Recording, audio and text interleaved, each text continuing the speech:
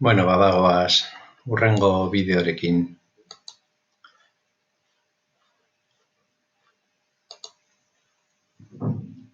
Bideo honetan aurrekoaren jarraipena egingo dugu. Ikusiko dugu Google Mapsekin lanean ari garenean, non dagoen eskala, bidai bat egiteko nola prestatzen dugun, nola egiten dugun, eta gero latitudea eta longitudea non dauden Google Mapsetan. Eta gero bukatzeko gauza simple batzuk, urrari buruz eta lurrari buruz. Bagoaz aurrera.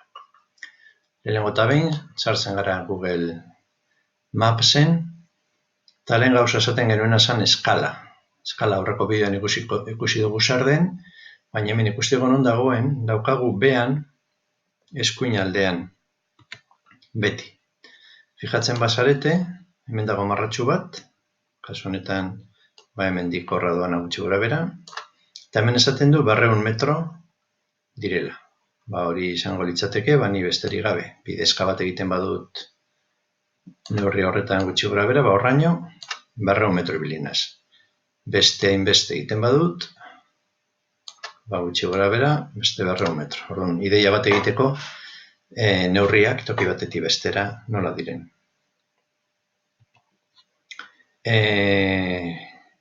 Hurbildu egiten manaz, zenbat eta gehiago hurbildu, ikusten duzuenez, eskala aldatzen da. Kasu honetan 20 metro ipintzen ditu ikusten duzuenez hemen. Bai? Zenbat eta hurbilago distantziak laburragoak dira. Hemendik hona laburragoak izango dira, ezta? Eta alrebez, zenbat eta gehiago alde egin, urrunerago joan, zer gertatzen da eskalarekin, ibili markatzen duen tokia handitu egiten dela, bai? Hemen dugu gauza berdina, baina jarri da kilometro baten, ez? Hemen behan ikusten duzuenez. Horako distantzia hemen izango zara kilometro bat. Orduan lehen gauza, eskala, beti daukagu, beko partean eta eskuma aldean, Google Mapsetan.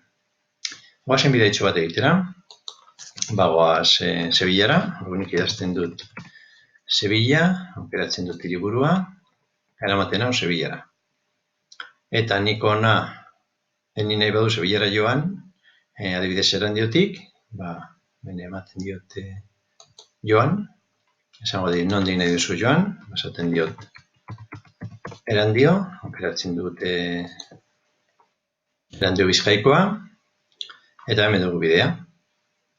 Bide hau egiteko, hemen eskuin eskerraldean daukagu markatuta zein den bide bat, eta daukagu beste bat, atze egiten dudala, hemen dago. Hemen behan ematen badut, markatzen dit, aldatu egiten da hemen ikusi duzuen, beste bide bat hartzen dut. Hartuko dugu ekoa, probatzeko. Eta hemen aukeratu dugu kotxez, edo oinez, edo bizikletaz, kotxez egiten badugu, hemen ikusi aldugu, zer, bi gauza bakarrik ikusiko dugu esnaztego asko, zenbat ordu, izango zen bidaia gutxi gora bera, 7 ordu eta 40 minutu inguru, eta zenbat kilometro, daukagun bateko toki batetik bestera. Beko ibilbide hartuko bagenu, bardin, zenbat ordu, eta zenbat kilometro. Bale. Demagun oinez, ez beste gauzatxu bat, jakiteko nondi pasatuko garen. Eta hori nahi dugu ikusi mapan. Mapa zunarekin egiten badugu hurbilketa, agertzen dira gero eta herri gehiago. Orduan Erandioti irtetzen banaiz, bide jarraitzen badut, hemen Miranda de Ebroti pasatuko naz, gero Burboseti pasatuko naz, hemen dago Valladolid, Tordesillas, orduan horrela jo naiteke bizkat topatzen zeintzu diren herriak eta hiriak igaroko ditudanak. Eta hori da modu bat ikusteko bisualki mapan.